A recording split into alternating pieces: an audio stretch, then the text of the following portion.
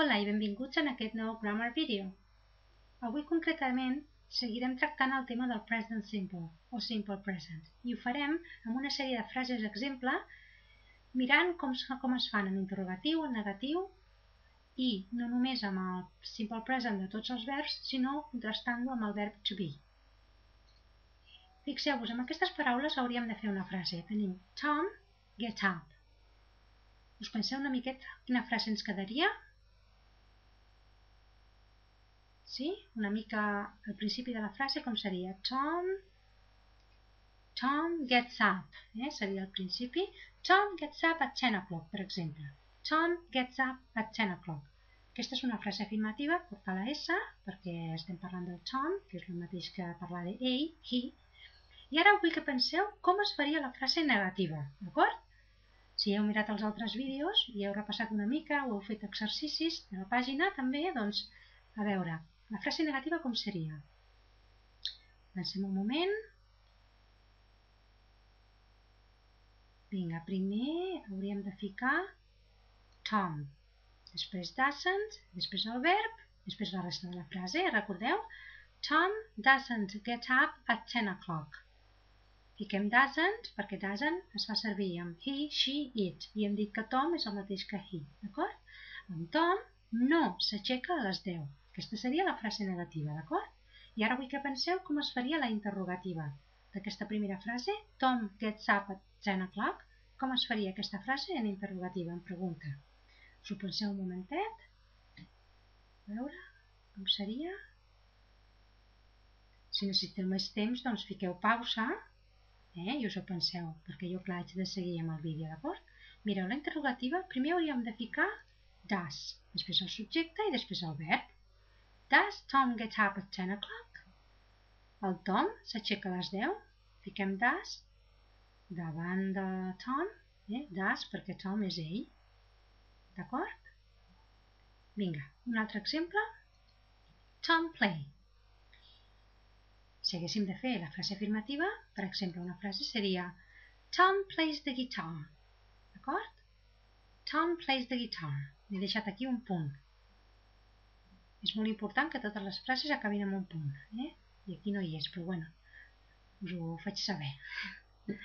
Vinga, seguim. Tom plays the guitar. Hauríem de fer aquesta frase en negatiu, d'acord? I en negatiu hauríem de ficar... Repasseu. Vinga, hauríem de ficar Tom doesn't play the guitar. Aquí sí que he ficat el punt, d'acord? Bueno, jo espero que ara ja ho entengueu una miqueta més amb els altres vídeos i aquest, hem de ficar doesn't, que vol dir no, Tom no toca la guitarra, seria la frase negativa, posem doesn't perquè davant tenim Tom, que és el mateix que ell, i doesn't es fa servir amb he, she, it. Ho repeteixo moltes vegades, oi? Però és perquè ho recordeu. I ara fem la pregunta. Vinga, per fer la pregunta ficarem does, el subjecte i el verb. Does Tom play the guitar? Does Tom play the guitar? En Tom toca la guitarra? Doncs aquests són 3 exemples, afirmatiu, negatiu i interrogatiu. Vinga, seguim amb un altre exemple. Ara vosaltres, amb aquesta fotografia i aquestes dues paraules, quina frase faríeu? A veure, fiqueu pausa si necessiteu més temps, d'acord? Doncs jo el que diria és que Brad és un actor, no? És actor, d'acord? Doncs la frase seria Brad is an actor, d'acord? I si ara hagués aquesta frase i l'hagués de fer en negatiu, hagués de dir que el Brad no és actor, és mentida, oi? Però si és un exemple, Brad no és un actor, doncs què és el que hauria de ficar? Clar, aquí no tinc de ficar ni does, ni doesn't, ni res d'això. Per què? Perquè is ve del verb to be. I l'is del verb to be no necessita do i does per fer preguntes, ni doesn't, negatives, res. El que es fa es diu Brad isn't an actor. D'acord? És molt fàcil. Brad isn't an actor. I per fer la pregunta, el que faríem és Is Brad an actor? Les preguntes són molt fàcils perquè s'agafa la mateixa afirmativa i l'únic que heu de fer és les dues primeres paraules les heu de girar. En lloc de Brad is, doncs is Brad i així us queda igual, d'acord?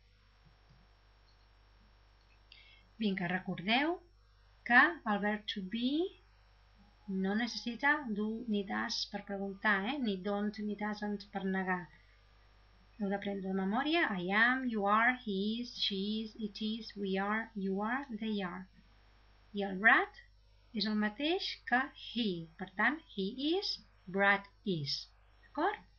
Vinga, seguim amb un altre exemple. Aquesta és la frase bona, Brad is an actor. Aquesta és la frase bona. Brad Pitt és actor. Fem una altra frase amb el Brad. Ara tenim Brad live USA. Live vol dir viure, no? Doncs la frase que hauríem de fer seria Brad viu a USA, no? Als Estats Units. Doncs vinga, fem la frase. Fiqueu pausa si voleu. Mentre us la poso, seria Brad lives in the USA, d'acord? Al live li hem afegit una S a dins de la frase. Aquí no cal, perquè això és com esquemàtic, però quan fas la frase has de ficar la S, perquè estàs parlant del Brad.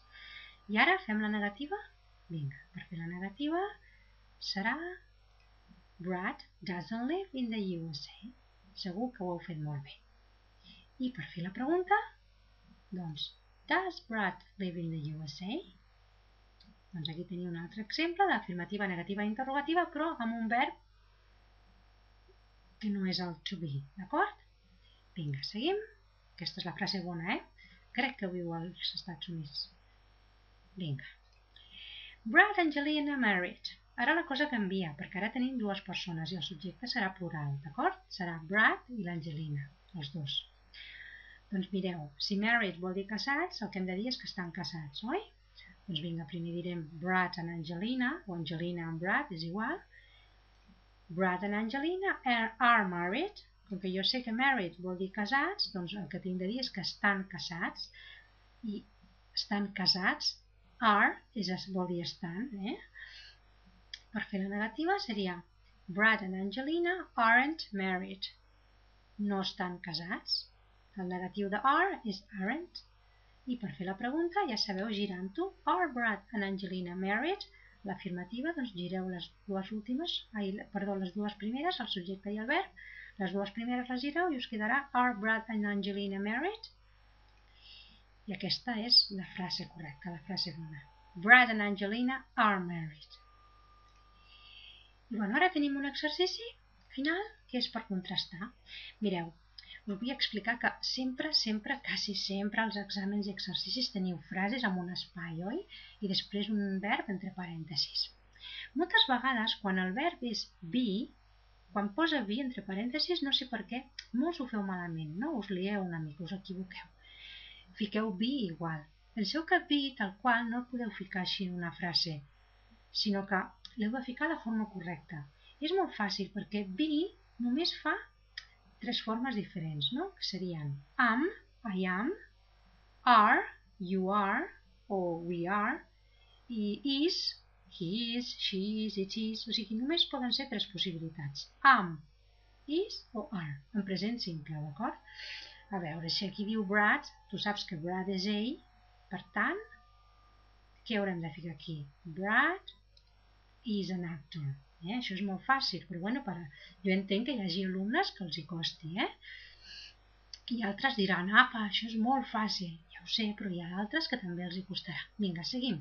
Doncs això el mateix, no? El mateix. Brad isn't a teacher. Clar, és el mateix, però aquí a vegades ens hem de fixar en el que vol dir la frase, perquè el que fiquem que tingui sentit, perquè jo hagi ficat aquí is, no vol dir que aquí hagi de ficar is també. Si diu Brad, si et fico is, em quedarà Brad is a teacher, i el Brad no és cap professor, per tant, haig de dir Brad isn't a teacher. La següent, jo sé que viu als Estats Units, per tant, hauré de ficar Brad lives in the USA. O sigui, aquest verb que està entre parèntesis el tinc de ficar aquí. Però clar, aquí haig de recordar que en simple present i quan el verb acompanya a he, she o it, doncs haig de ficar una S i això ho tinc d'estudiar. Quan posa Brad em puc despistar una mica, però si recordo, això és com he. Sempre que no hi hagi els pronoms, que hi hagi el nom d'algú, intenteu fixar-vos si és he o she. I així sabreu que va la S en el verb. I aquí, clar, diu Brad viu en Espanya. Viure a Espanya. Espanya no viu en Brad. Per tant, ja sé que el que tinc de ficar en aquest espai és negatiu. Segur que és negatiu, perquè jo sé que no viu a Espanya, oi? I per fer el negatiu haig de recordar, a veure, com serà? Brad no viu. Aquest no com es fa? Doncs amb doesn't, Brad doesn't live in Spain. I aquí, l'última frase, m'haig de fixar-me en que són dues persones. Per tant, segur que la forma correcta de be no pot ser is. Is és una. Haurà de ser are, d'acord? Una altra cosa que us recomano moltes vegades és que, quan heu ficat ja el verb, us queda l'altre en parèntesis. Estaria bé que ho esborréssiu i així veieu quina és la frase que us queda. Brad is an actor. I així, doncs, saps si et sona bé o està bé. Brad isn't a teacher. Brad lives in the USA. Brad doesn't live in Spain. Brad and Angelina are married. Jo aquí ho faig així, amb l'ordinador, però quan ho feu en paper, doncs ho tatxeu amb el boli i ja està. I després torneu a llegir la frase a veure si té sentit, si us ha quedat bé. Bueno, espero que us hagi ajudat a entendre una miqueta més la diferència entre fer servir el simple present del to be i el simple present dels altres verbs. Ens veiem en un altre vídeo, d'acord? Vinga, adeu! Recorda, pots fer els exercicis que hi ha a la web i corregir-te. Tens la solució amb àudio. Jo mateixa et parlo i et dic el perquè de les respostes.